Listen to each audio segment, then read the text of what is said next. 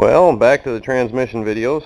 I know you guys are probably sick of watching these and are wondering when the hell it's going to end, but I want to get these videos up because I haven't seen anything like this on YouTube for the AOD transmission, so I figure I'll just put it up there, and anybody needs to watch it, to figure something out, they can. So that's pretty much why I'm doing this. We'll be back to the regular videos soon enough, don't worry. I got my rebuild kit in today. It comes with intermediate clutches and steels. We got, I believe this is the forward and direct drum clutches and steels here, and then the reverse clutch pack, all brand new. Also got myself a gasket and seal kit. Whoopsie doodle. Gasket and seal kit there, all the gasket and seals I need. And if you're rebuilding one of these, I would get one of these manuals because it basically tells you everything you need to know. Where all the little parts go, all the little torque specs. I didn't have this one yet, so I bought it. Yeah, it just goes through everything, so I highly recommend getting one of those if you're going to do one. And, what else did I get? Throttle valve bushing. Brand new metal one. And it's like a $2 tiny little part, but you replace that and you can save yourself a transmission. So I guess I should probably go ahead and grab the direct clutch and clean it up and throw it together, and then we'll go from there. Well, these are the parts of the direct clutch in the order they came out, so I'm going to go ahead and clean these up and replace what needs to be replaced. I got a snap ring, I'll be reusing that. Pressure plate, I'll be reusing that. This is the clutch pack. These are burnt. I've got new frictions and steels, so I'll be replacing those. Got a snap ring I'll be reusing. The springs I'll be reusing. And the piston, I'll be taking off this lip seal. And then there's another one inside there I'll have to take off.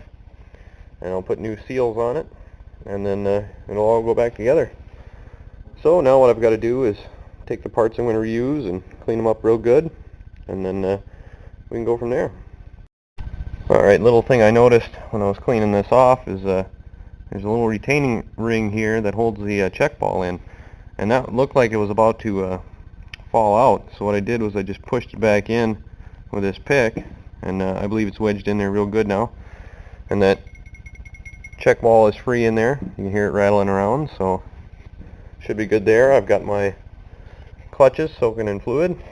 It says, soak them for about 15-20 minutes, so they'll sit in there while I clean the rest of this up and go ahead and put it together.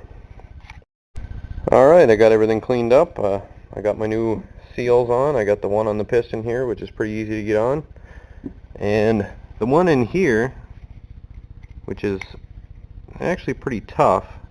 You're supposed to have the special lip seal protector, which I don't have. They say you need that, but if you're really careful and patient, you can slide it on there without doing any damage to the seal, which is what I did. I didn't film it because it took forever, but now I got to put this one in on top without damaging that seal, which is going to be another, I think another kind of a pain. So I'll go ahead and do that. We'll go from there. Dead battery. Alright, well, I didn't have a lip seal protector to get that piston in nice and easy, so what I did was I took a Walmart bag and I cut a hole in the bottom of it about the size of this inner diameter here, roughly, and I pushed it down in there and lubed it up real good and slid it on top, and it seemed to work real well. You just got to be careful when you're putting it in. You still got this snap ring groove right there, so you just kind of got to push one end down and turn and wiggle it in. I can't really explain it. It's more of a kind of a feel thing, but I don't know what a lip seal protector kit for this particular transmission costs, but a trip to Walmart to get brake cleaner and a free bag is a hell of a lot cheaper. So I'm going to go ahead and push this down, pull this bag out, and then we'll go from there. Well, I thought I was the bee's knees with my nice little Walmart seal protector, but turns out that's garbage. because if you look in there, there's another little lip that actually sticks out, or sticks in, I should say, further, which was a real pain in my ass. So I tried a potato salad bucket, but that was too thick. So what I ended up doing was taking this, it's actually a Marlboro coupon thing, but it's got this waxy surface on it, and it's pretty thin. So wrap that around there, and then shove the piston in. Man, that works slick as snot on a doorknob. So finally I got that thing in. Didn't damage the seal. So I can go ahead and put that sucker on.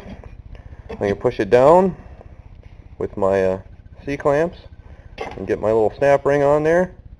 I should be good to go. Well, alright, I got the springs in there compressed. I got my snap ring on. Now it's just a matter of putting the clutches in. I've got, they're still soaking in there, I haven't taken them out yet. So we'll start with these new ones here.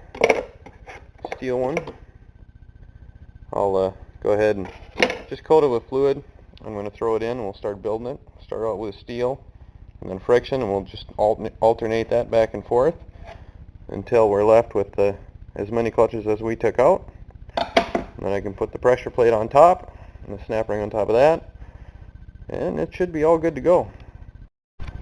Well, now that I got the right clutches, I got to let them soak. I accidentally grabbed the reverse and had them sitting here instead of the direct, but I got one of the steels in. Now I'll just wait for those to just soak up. Just let them sit for a while, and then I'll go ahead and throw them in. Well, that's what a good one looks like, and there's the bad ones right there. Big difference. So make sure they don't look like that when you take them out, otherwise they're toast. Well, alright, I got all the clutches in with the pressure plate on. Now all I have to do is put the snap ring in,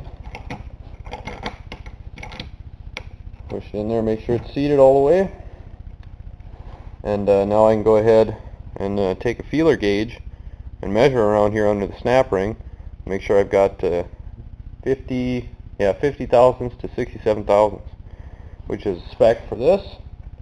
So I'll go ahead and do that.